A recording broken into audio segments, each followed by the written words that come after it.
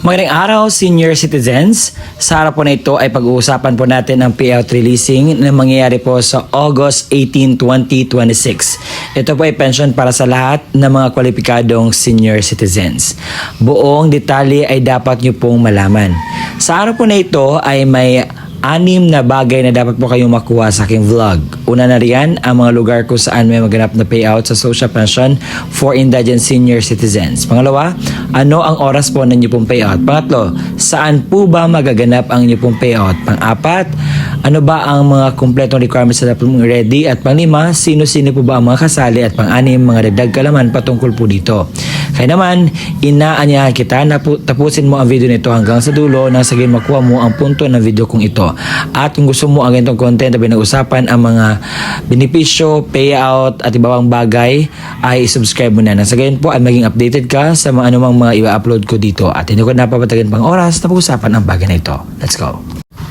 Sa Barira, Poblacion, Covered Court, meron po maganap na payout sa social pension sa second batch sa August 18, 2026, alas 8 po ng umaga. Sa Mambuaya Covered Court ay meron po maganap na payout sa social pension for indigent senior citizens sa August 18, 2026, alas 8:30 hanggang alas 12 ng tanghali. At ito po ang mga pangalan sa kasali po na kukuha ng ayuda. Kayo na po ang bahala mag-post nang sa yun po ay makita po ninyo.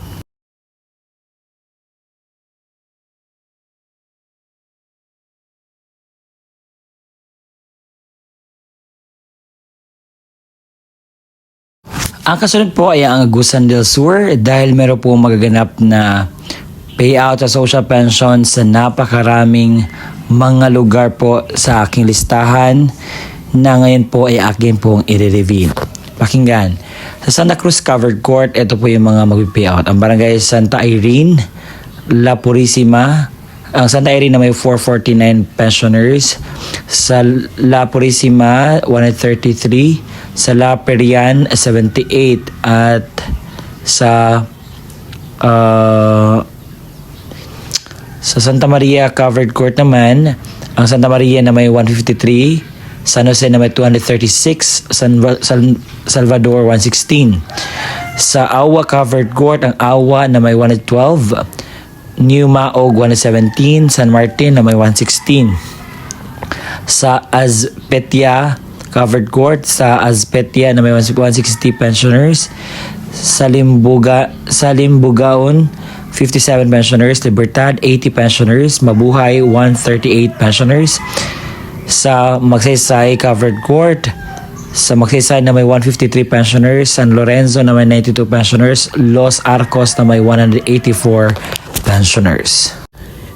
Sa Barangay Covered Court, Kawayan, Impasugong, meron po maganap na payout sa August 18, 2026, alauna hanggang 3 ng hapon sa Bukidnon po ito. At ito po ang mga listahan sa mga pangalan na kasali po sa kukuha ng payout.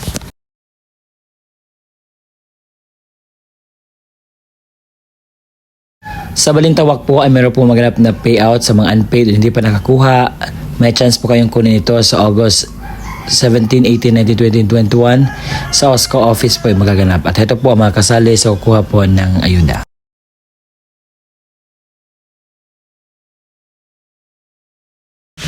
Sa City of Bislig ay meron po maganap na payout sa social pension for indigent senior citizens 3rd quarter 2026 sa Bislig City Cultural Center and Cultural and Sports Center. Sa alas 9 hanggang 12 ng tanghali, ang Barangay San Antonio na may 97 pensioners, San Jose na may 269, Bukto 66, Caguyaw 56, Santa Cruz 75, Tumanan 73, Labisma 136, Lawigan 131, San Vicente na may 244, Pamaypayan 86, Sibaroy 87. Sa Alauna Stress ng hapon na San Roque na may 466, San Isidro 158, Borbuanan 99, Coleto 113, Pamanlinan 61, Kahayag 102, Maharlika 193 at Mone 143 beneficiaries. Sa Canyosa Academy School ay meron po magaganap na payout sa social pension sa August 18, 2026 as 8 hanggang alauna po ng hapon. Sa ito po ang mga kalistahan sa mga pangalang kasali po.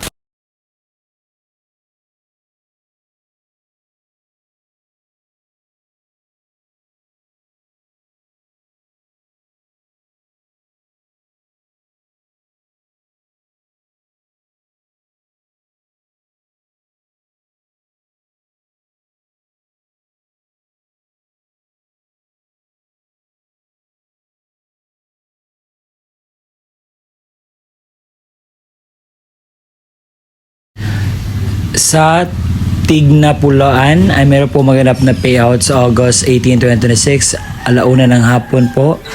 At ito po ang mga listahan at sa Barangay Covered Court po magaganap.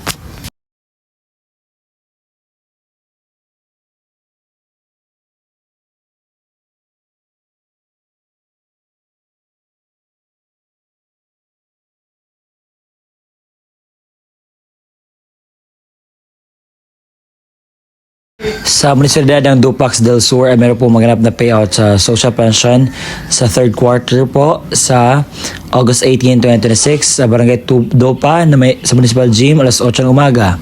Sa Bagong Bayan sa Municipal Gym alas 10:30 ng umaga. Sa Barangay Dumang sa Municipal Gym alas 1:30 ng umaga.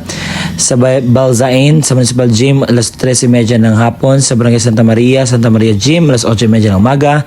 Sa Barangay Gabot sa Gabot Gym alas 10:30 ng umaga. Sa Mangayang Gymnasium alas 8 po ng umaga magaganap.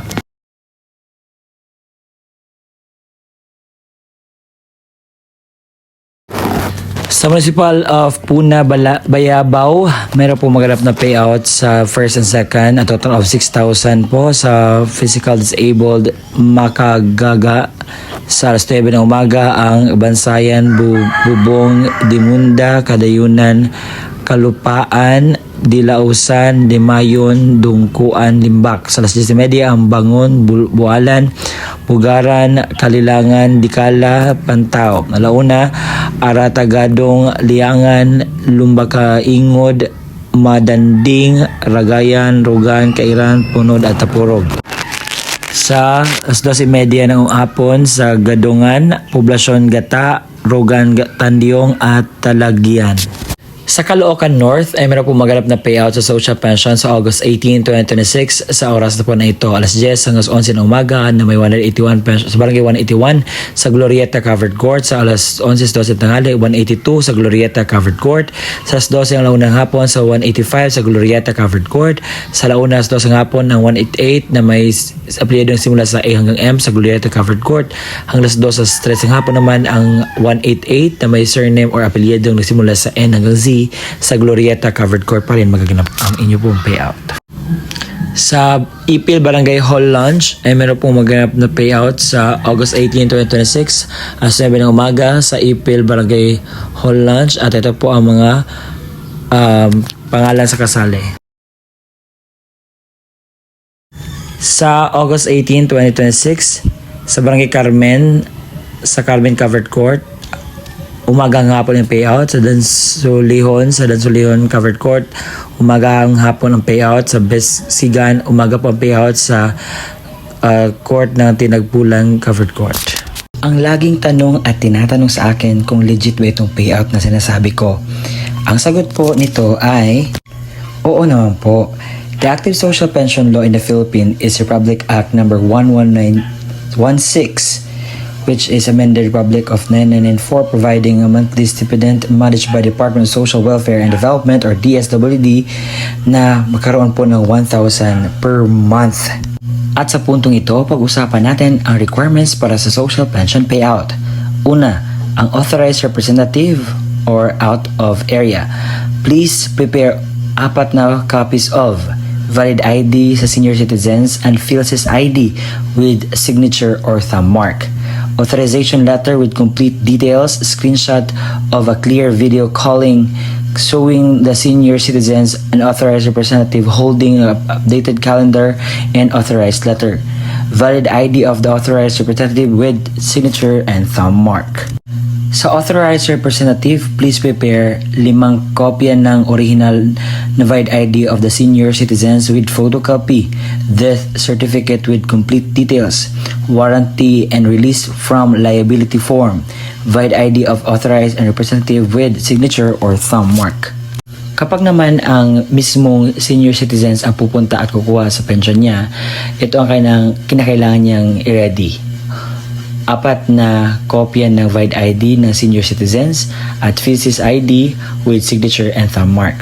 Ang authorized representative or bedridden, please prepare 4 na kopya ng original VID ID of the senior citizens and fills his ID with signature or thumb mark, authorization letter form, photo of senior citizens together with authorized representative holding an updated calendar, VID ID of authorized representative with signature or thumb mark.